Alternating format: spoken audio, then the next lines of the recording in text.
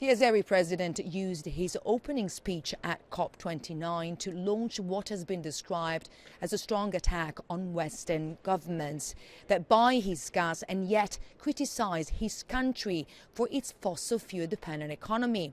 President Aliyev used this platform in front of world leaders to repeat that Azerbaijan's natural resources were, quote, a gift from God.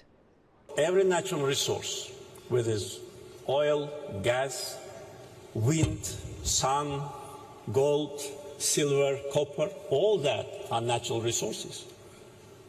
And countries should not be blamed for having them and should not be blamed for bringing these resources to the market, because the market needs them, the people need them.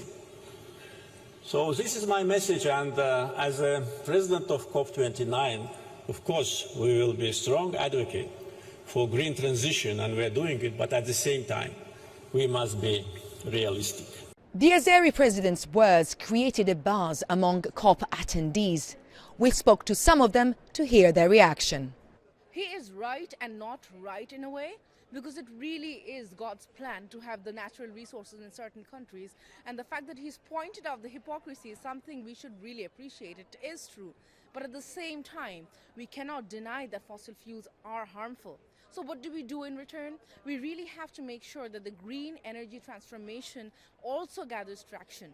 The only way everybody moves is if you know that it's done fairly.